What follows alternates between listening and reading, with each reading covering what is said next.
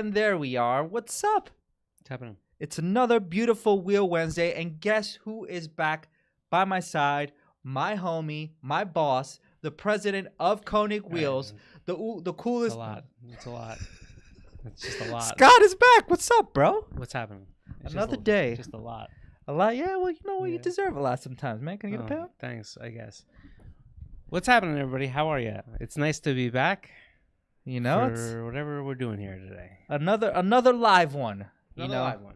And another riveting topic that we got going on right now. Riveting. Because it's riveting. It is riveting. You know, and it's actually for me it hits home because I have bought a car from this said company. Well, and I was a little worried for a second. So look, I don't think we're talking about car. Let's introduce this thing the right way. Okay. So we're talking about used car values, right? And so the issue here is that we went through probably one of the weirdest periods for used cars ever over the past few years, and now things are changing. Mm-hmm. And as things change, what's going to happen with used car values? What's going to happen with, the availability of used cars? What's going to happen to some of these large conglomerates that sold used cars and had some strategies that may or may not have panned out during their this weird period? And what's going to happen with some of your favorite project cars? Well, and another thing that I noticed, and this is from me doing my extensive research of maybe a few hours, I noticed the spike in differences between 2019 up to 2022. There was a huge uptick of used car sales, like insanely different from the other years. So you needed to research for a few hours to figure this out? Yes, I did. That's not good. Yeah, I know. That's not good. I know, well, That's not good. That's what happens, But and the crazy thing is, within those years, I was one of the dorks that bought a used car. Yeah. So good for me. Yeah. You got a good deal. So here's the thing. I think the hardest part as a person that's been really just a large enthusiast, and I don't mean large in size, although I am larger than size, but I also mean like somebody that's very avid, in the enthusiast area. Yeah. Is that I haven't been able to get any cool project cars for like the past 3 years. Yeah. Because look, here's the thing. I think if you're somebody that really buys and builds cars, there is this inherent value of what you think a project's worth in your head. And then you watch people inflate the pricing so dramatically and so exorbitantly that you almost say, yeah, the hell with it. Like, I'm not going to buy this. This is a piece of crap. This is a clapped out piece of junk, and they want 10 grand for it. Absolutely. Now, which is insane. Right. With that said, though, I tried multiple times to overpay for a car during this period, too. He actually has. And it's been pretty sad, his whole situation. Never get one. We had to do this whole mafia thing when we rolled up on people, I mean, I don't know about I think I had to go by myself. Well, But anyhow, he told me the story, and I was like, Yeah. So bottom line is, look, this has been a sad event. The other thing that's been pretty sad is that, what exactly happened with this used car market? Why did we start overpaying for cars? And that's why I wanted to get into it, because I know it bleeds onto the beginning of this whole thing when it comes to new cars. That's what's happening, right? It trickles down from the production of a new car to now it coming into market to now used cars and breaking it all the way down to trickling to you. Trying not to get karate chopped in the face. Down to used cars and why they're becoming so expensive nowadays. Because, you break it down a little bit better than I did. I don't know that we need to break it down. I mean, look, I think we all know. Let's do a synopsis. Okay. Let's do this quickly. Let's get you to where you need to be. Okay. Used car values. The pandemic all right. So we were already teetering on the edge of the semiconductor issue, which is having enough microchips and semiconductors to be able to satisfy the amount of vehicles and different type of electronics that require these semiconductors. Yeah. The issue is that with every vehicle, the more options they throw into these cars, the more chips that they need. Mhm. And when you're on the cusp of not having enough, and then all of a sudden you have supply chain shortages, sick outs, closures, et cetera, all of a sudden the supply gets tight. Now, a lot of these vehicles were, the one thing that a lot of vehicle manufacturers do so well is their planning and their orchestration of parts arriving for the builds of those vehicles. I think, and don't quote me on this, but I believe this is correct.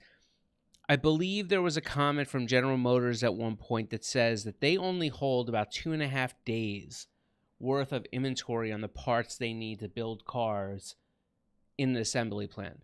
And so that gives you a real, if I'm right, that gives you a real idea of how perfect they have to be when ordering, forecasting, and organizing the production of said vehicles as they're going into production. Because not every vehicle is going to have the same options, meaning that the amount of materials that are needed for every vehicle is going to depend on the build sheet and what they're intending to build for that period of time. So what ends up happening is they have a very short run of these supplies, and now they run short on things that allow them to continuously put the features that are purchased into these cars. Mhm. So cars start to get delayed and get backed up. And then all of a sudden you get to the real bottom of the barrel of some of these cars as far as the chips that are needed for just starting the vehicle, running your windshield wipers, things like that.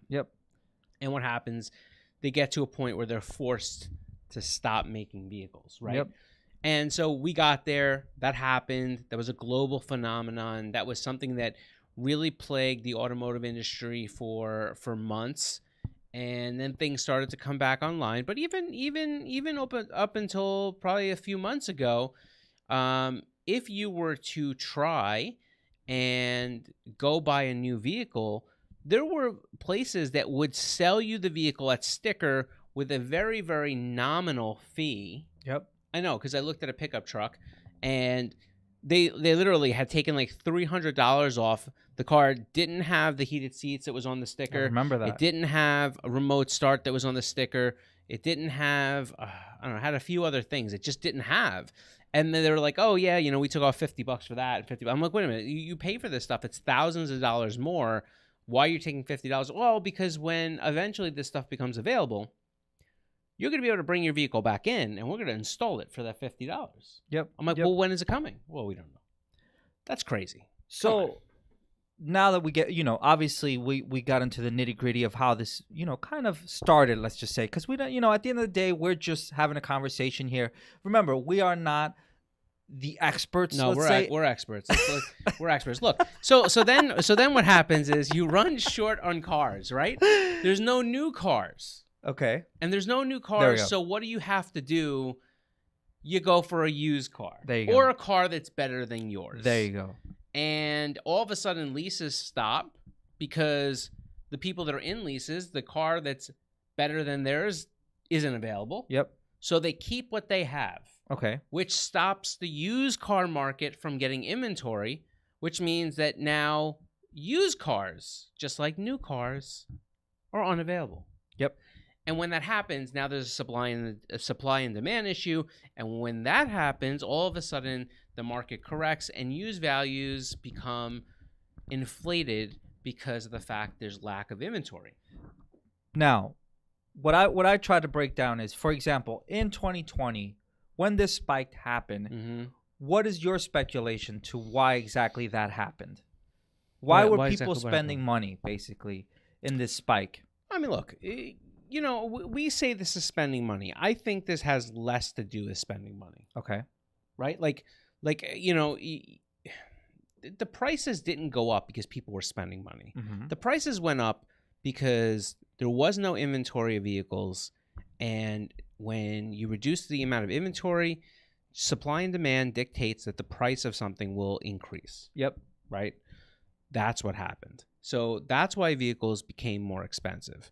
I mean, there's really no other big explanation for it as vehicles start to become readily available, especially in the new side. Yep. And they filter into used vehicles and lease deals and stuff like that. All the pricing will begin to normalize and come back down. That's just what will happen, right? I think that there's the part that I think you're referring to is what happened that people were willing to pay Exactly. That's so what I mean. far over the pricing. But when we say that, I don't think we're talking about just the average used car, right? We're talking about like how come some of these clapped out project cars were fetching so much money, and why were people willing to spend that money?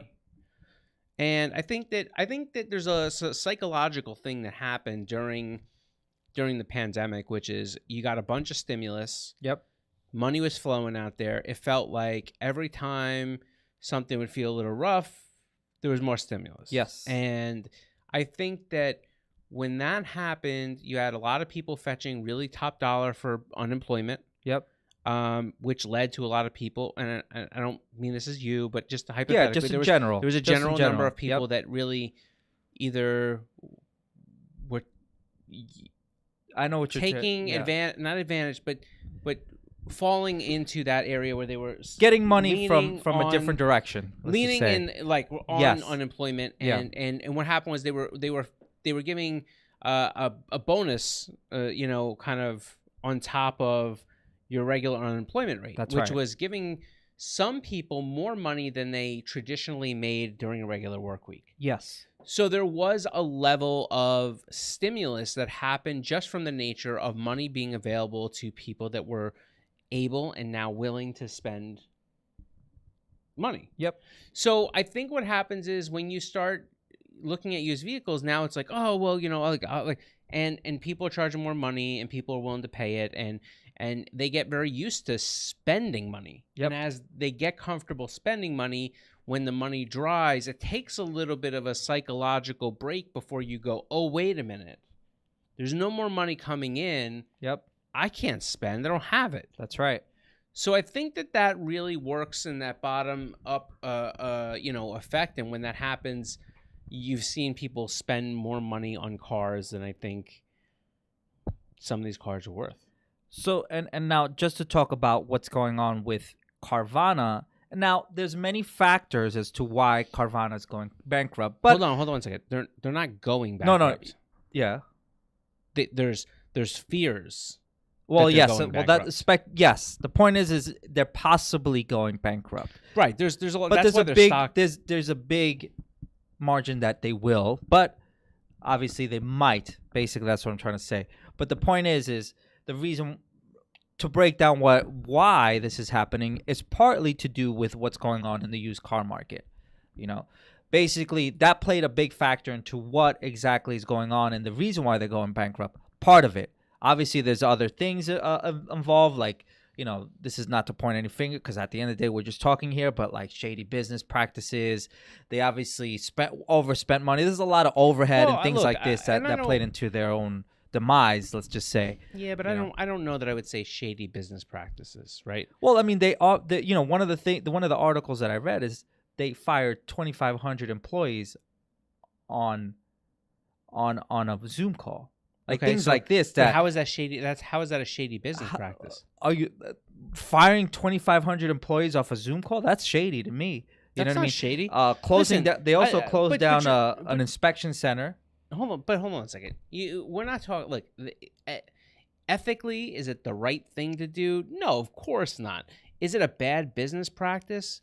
No, you got to do layoffs. You got to do layoffs. I mean, do I think it's nice? Is that you know what I mean? But a bad business practice would be taking somebody's money and not honoring the purchase, or saying you have a warranty and then not honoring the warranty. Well, they also had they also have open cases on of course, throughout states and stuff like that. Yeah. They have lost their licenses in certain states as well as to sell and stuff. These are accumulating things that basically led to this. That's what I'm trying to say. You know what I mean? I think so, but more than anything, because I've seen this comment before. People talking about, it's the model. The model would never stand up. To be able to buy a car over the phone or on the internet, this model is junk. I disagree with that. People that say, oh, it's because of this or it's because of that. In my opinion, the major blow, I don't want to use their names, but some of these major used car conglomerates, right? These dealers, they just made bad business decisions. Exactly. Yeah. They went into an area where cars were at a record high in value. Yep. And cars were at a record low in availability. And they said, hey, we need to have all the used cars, because if we have all the used cars, we'll have all the sales. Exactly. And if we have all the sales, then we will be the people that are looking on the up and up. However, I think time and history could have told you that regardless, whenever you have spikes like this, they're generally not long-lived. Yep. Meaning that things will normalize. How long it takes, well, that's part of business. Yes. And if, they could have been right if they were really forecasting the next few years this being a problem. I personally don't think that, I just think this was a poor insight. I believe that if I was standing, hey, I'm not saying I'm so much smarter than no. crew. This but is if I'm standing at the top of the pyramid and they're like offering some of the money that they were offering for some of these vehicles, I would have been like, hold on one second. Yes, exactly. What do we do if the market self-corrects? Yep. Because we're going to be heavy on inventory in dollars, and we're not going to be able to get the money out. Yep. And I'm sure that there was people there, bean crunchers or whatever it was, that were standing on a podium saying, yes, but with the infrastructure we have, if we do not buy all these cars, we will not have enough cash flow to stay in business. Yep. That right there is, to me, the absolute major problem with what happened to some of these companies and why they got in trouble. Yeah. Because they needed the cash flow to be able to continue to exist, but they were buying inventory at prices that were going to come down. It was just a question of when. So either they were going to hurry up and sell everything, which I don't believe is possible, especially since money started to tighten up and people had trouble with lending situations. Yep. I think the final nail in the coffin was when the Fed really increased the interest rate dramatically, because now you made lending tight. And when you make lending tight, people can't get financing. And now all of a sudden buying a used car is much more difficult than ever before. Yeah. So I think they just put themselves in really bad business situations by taking too much of an aggressive stance on their purchasing. But, say sera, sera. And it is what it is. And inevitably, that's part of business, right? Sometimes you fail. Sometimes you put too much money on yourself, and then it ends up the other direction. It's just part of the game. But sometimes you win, sometimes you lose. There you go. Yeah. But let me ask you this. Here's a question for you. Do you think, and I say this, you purchased the car. Yes. Now, do you think that the model is the problem? Do you think that the model is no good? So now for me, my experience, with this, I've actually talked about it on this before, on the podcast before. I had a very, very good buying experience with Carvana, but this is specific to me, myself. And obviously the one thing that I had to look in when this was going on is if I'm protected. Obviously I'm protected. The law protects my purchase and whatnot and all that. So nothing changes for me. But as far as a lemon law? Exactly. Yeah. So right now but anyways, going back to the conversation, I think the business model was great. Yeah, and I think that everybody saying there's something wrong with the business model is not even close to being accurate. In fact, I would point, this is how much I would point that the model is good, is that many of the big three and some of the bigger car companies have adopted a very similar model in their new car sales. Yes. This is not the model is not to blame here. Yeah. Right. I think, and when we talk about, like Max just put up this thing and says can the Carvana retail model survive? I mean, I agree with these experts. I don't know who they are, but I'm now. Well, did you know that to be an expert, I think all you have to do is say you're an expert. Well, and I'm now an expert today.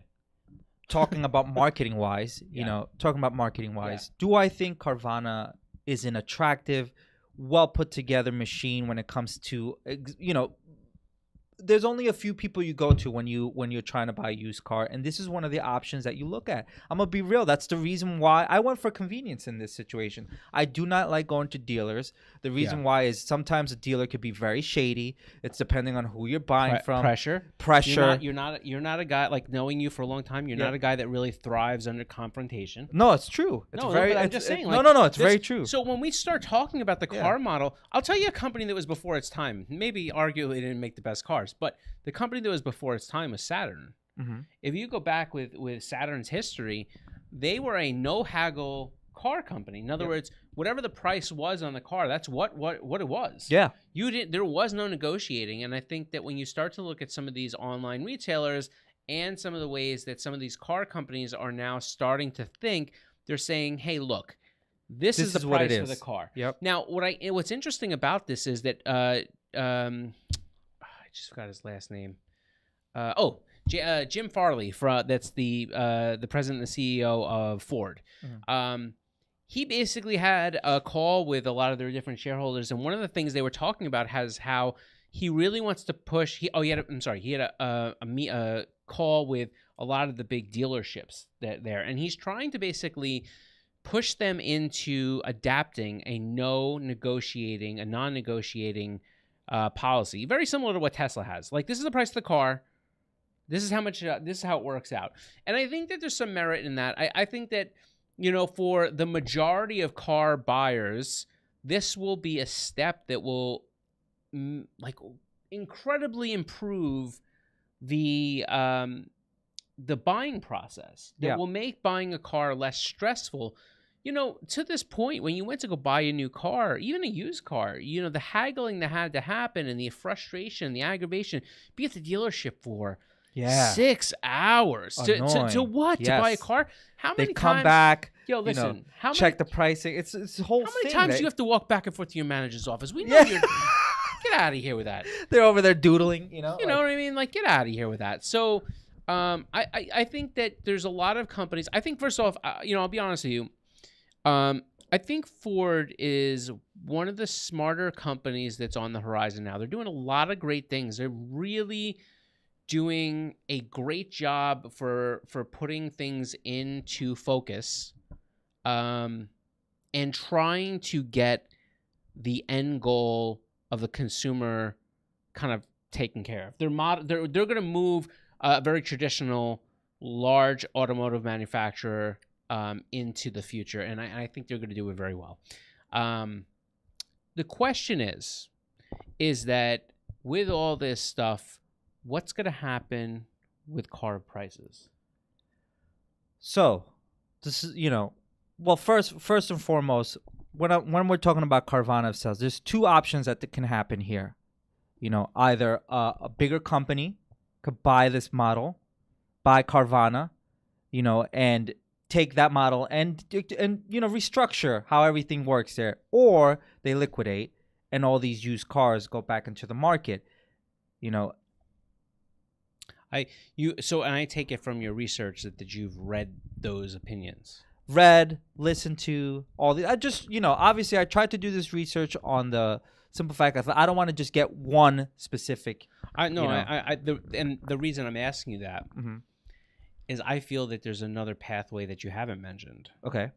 I think there's a strong likelihood that they're not going to go out of business. And I can see that they're going to go bankrupt. Yep. They are going to liquidate some things, mm-hmm.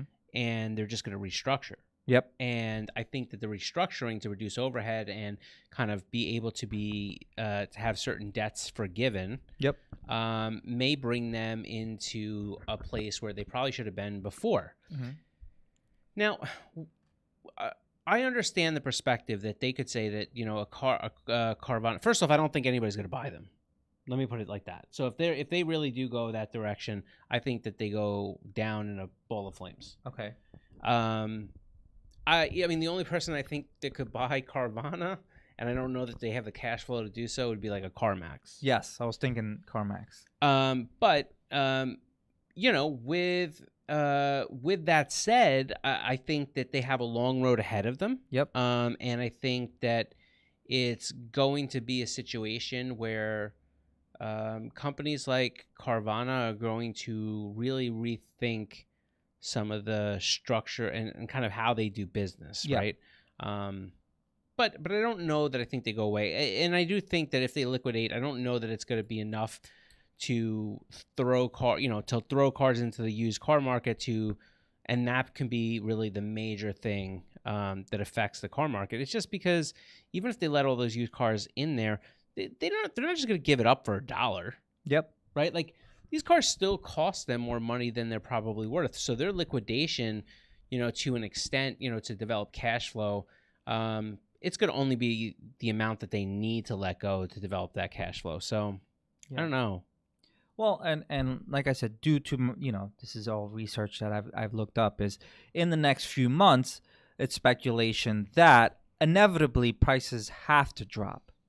You know what I mean? Well, they are. Yes, they are already dropping. They are. Yes, but inevitably, like getting to the point where it's really in the consumer's hand at this point. Basically, we're going to be able to dictate when we go to a dealer what exactly that price looks like. Now, obviously not a crazy amount, but something to where you're able to sell what these dealerships, what these distributors, are trying to do is just sell their product. And at the end of the day, they have to let it go or eat that, eat the price, eat it, and hold the inventory until they feel it's best to sell it at the price that they have it at. Well, look, I mean, I what you're describing is a very classic and typical supply and demand thing, but I don't think we're there yet. I think you're going to see prices recede. I think the thing that's going to keep prices from really receding and the buyers to have that upper edge that you're talking about is, I mean, obviously there's still supply that's dragging a little bit. Yep. But there's still like not cars and lots. Yep. There's still not. I mean, there's not a lot of inventory. So that still is going to keep prices there. I think what's happening is you're watching consumer spending because of a kind of downward turning economy, create a situation where people are not able to. They're not looking to purchase a new car. If they got a car, they're trying to keep it ready. They're gonna, I think used auto parts are gonna really see some benefit in the next, year, 12, 18, 24 months. I think right now what's keeping everything from really having a substantial advantage to like what you were talking about is going to be the interest rate, and it's going to be the economy itself, because banks are tight on lending. Yep. Interest rates are higher than many have experienced in 10, 12 years. Yep. And because of that, it's going to be a struggle for some people to get a loan. Yeah. I mean, the fact is, a car that maybe would cost you $200 a month, 4 years ago now is going to cost you $330 something a month. Feel me? So it's more expensive, and so I think you're going to see a lot of people that are going to cling to what they have. Yeah. Which is not going to do anything for the used car market in its whole. Mm-hmm. And I think that new cars still have a long way to go before the lots are packed and dealers are struggling just to give them away. Yeah. So you got a little bit of time there. I think that I say this, the reason I start seeing things come down is go to Facebook Marketplace, pick one type of car you like. MR2 Spiders, MR2s, Corvettes, Z06s, I don't know, whatever it is. Go in there, look at it, find one.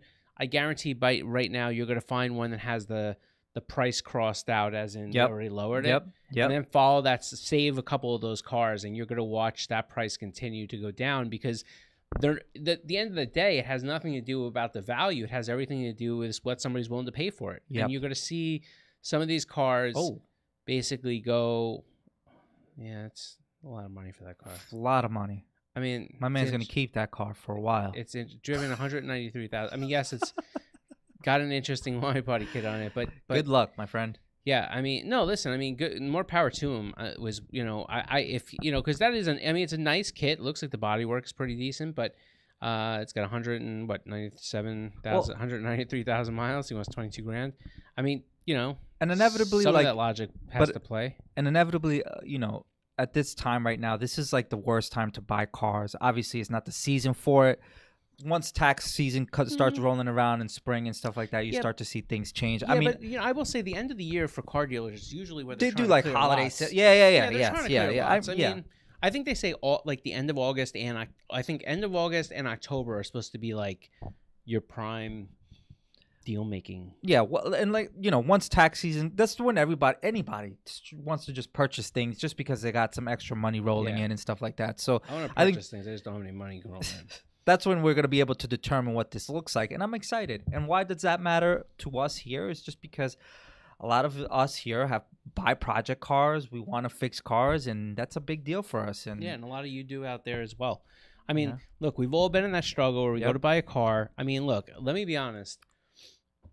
I love 350Zs. Your 145,000 mile, you know, enthusiast package 350Z with the torn seats. Yeah, I mean, it's not worth 12 grand. Yeah, sorry, bro. So throw that out there. There you go. You know, so that's a deal. I mean, I don't really know. I mean, what else do you want to talk about with used cars? Yeah, well, that's what, you know, I think we got down to the nitty gritty of it. At the end of the day, it's just kind of one of those things that's happening in the automotive world. I found it very fascinating what's going on with Carvana, simply for the fact that I have a Carvana car. You know, let me ask you a question. When you bought your Carvana car, did they give you a warranty? Like, did they come with their own Carvana warranty? Yes, they do. What is it? I can't remember, honestly. Is it like a year, or is it something like months? That? No. It's like a few months, I believe. I don't know. Don't quote me on that. I wonder what happens if you buy a Carvana car and then all of a sudden they go away. Yeah, right. Let's see. When you purchase a car from Carvana, I hate that we use their brand so much. Let's see. Complimentary a couple months. All right, so you got 100 days. It's not a really big deal. And they give you like a week's time to like try it out and stuff like that. And if you don't like it, you know, you could always return it or exchange. I wonder how many times you are allowed to return a vehicle. I'm gonna be real, man. I had that's why it's kind of sad to me in a sense, because I really had a really fun buying experience with this. Do I feel like I overpaid for the car? Yeah. But at the end of the day, the experience for me, see, that's the thing. The experience for me was worth the money in a sense. Like, I know if I would have went to a car dealership, I probably would have spent way more money and had way more of a overhead when it comes to the car. And it just was the convenience of it. It's knowing that this is what I'm paying. This is what I'm doing. You're not trying to sell me an upgrade. You're not trying to get me to another car. No, this is what I wanted. And that's what it ended up being. You know, so there was a convenience in that. And I think that model, I hope, continues to exist. I hope that, you know, wherever it goes, that it prospers, because I really believe that that's the future of purchasing cars that way. Yeah, you know? I don't disagree. I think there's a disconnect. I mean, I think that you're going to watch a lot of manufacturers go in this direction, but you know, 100%, kind of a hybrid between what Tesla did and what's kind of happening. But you're going to start to see dealerships become smaller storefronts that have, let's say, one model of each vehicle on the lot. Yeah. And you're going to go there and you're going to be either test drive it or look at it or see it or whatever you want to do. And then you're going to be able to either build your vehicle, or they're going to show you the inventory that they have. And they're going to, if you want it, you're going to leave your deposit. They're going to bring it into the dealership or whatever it may be. You'll be able to either pick it up there or have it delivered right to your house. Yep. And then, you know, you'll have to, if it's good, you sign on the dotted line and, you know, you're done. Yeah. I think that's, what does this say? Ford CEO wants the haggling. Yeah, electric car sales. Yes. I mean, look, it's just the nature of what it is. I think you're going to start to see that all over the place, and I think that is a model that we will look at next. I think dealerships will slowly become a purchase and logistics spot, and then there'll be select ones that will be the repair shops. No. Right? Yeah. So I don't know. You know, I think that direction, new cars are going are interesting. I think the direction of used cars that they're going is going to come down.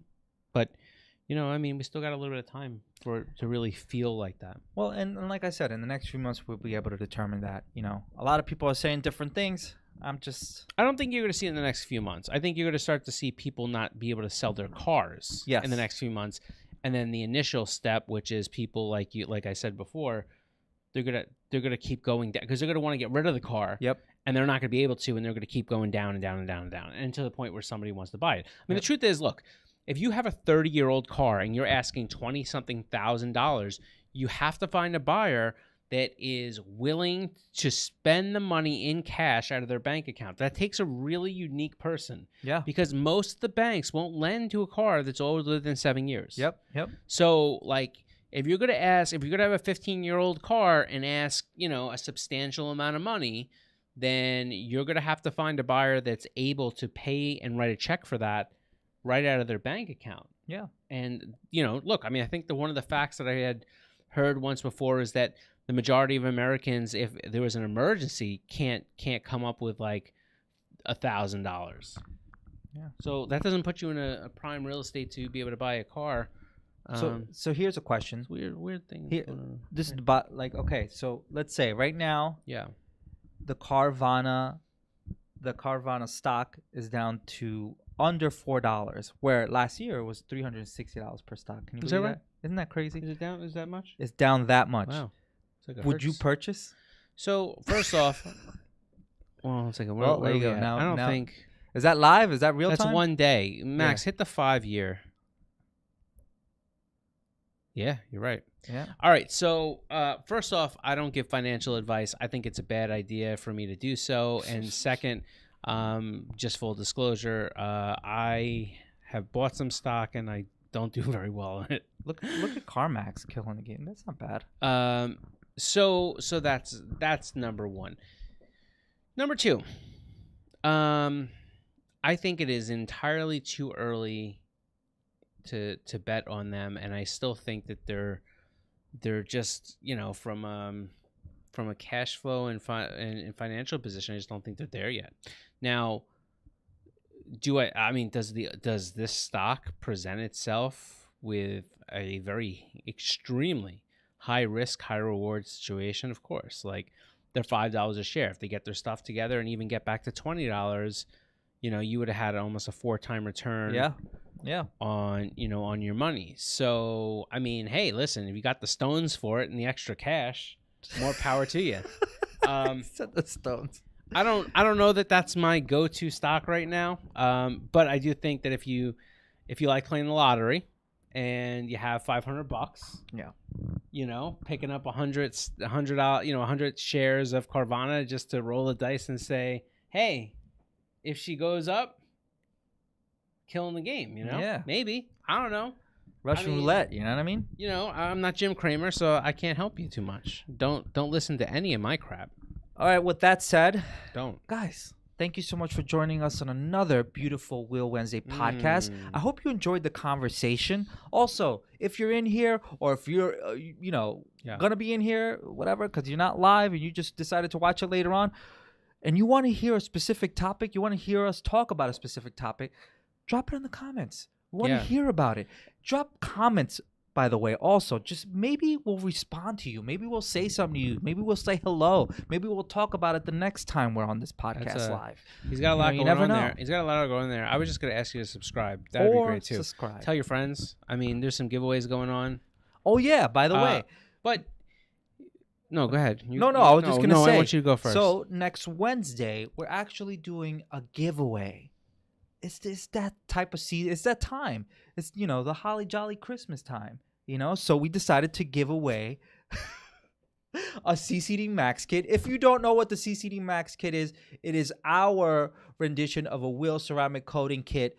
And basically, this is to keep your wheels nice, shiny, looking good, as well as protected. Now, listen, I'm going to be honest with you. I'm going to keep it real. Keeping it real. When they told me they were giving away one of these kits, I said, I don't think it's the time of year I would do that. But what I will say is this is a really nice kit. And if you were thinking about trying to protect your wheels for the season, and if you were thinking about picking up a new set of wheels, this is a good kit to get. We sourced this kit from one of the best in the detailing game. Yep. And what we did was we sourced everything you need to ceramic coat your wheels into this kit. For $84, we sell it on our website. And the kit has a large bottle, a 30 milliliter bottle of the CCD Max, which is ceramic coating. It will allow you to do smaller wheels 2 times, which gives you a few years of protection. And it allows you to do a larger set, 1 with plenty to spare. In addition to that, you get a bottle of panel wipe, which you usually would have to buy separately. Yep. That's a prep that you would need to be able to get the wheel cleaned off and prepare the wheel for a ceramic coat. You get a silky applicator, not one of those cotton thingies, so that's cool. And you also get 2 microfiber cloths that come with it, so you can apply it and then work the product off to smooth out the product highs and lows. So you get all that in this kit. You also get a commemorative coating tin. We say it's commemorative because we only made them for just specifically this for kit. this. So if you don't get a kit, you don't get a tin. And I'm not saying this just to say it. There's literally a limited supply of these. And I know right we sound now. like an infomercial. No, right now there are. I mean, there's literally a limited supply. We have yet to determine whether we're going to continue to offer these, but right now we do have them available, and it's a really nice kit. And if you go price everything out, you'll see that you could buy ceramic coating itself or panel wipe. But when you start to put all this stuff together, the price gets up there, and this is a pretty dope kit. This is a good time for a giveaway for it. Exactly, just Maybe. in case you're not going to purchase these right away, you can actually win one next week, Wednesday, right here live at 3 p.m. We're giving away a ceramic coating kit, and the only way that you can be entered to win this ceramic coating kit is to be subscribed. So make sure you subscribe, and we'll see you guys next Wednesday. The holidays are coming quick. I mean, it's starting to smell more and more like evergreens and unicorns in here. It's beginning to look a lot like Christmas. We have to go right now. I don't even know how the lyrics go. Talk to later.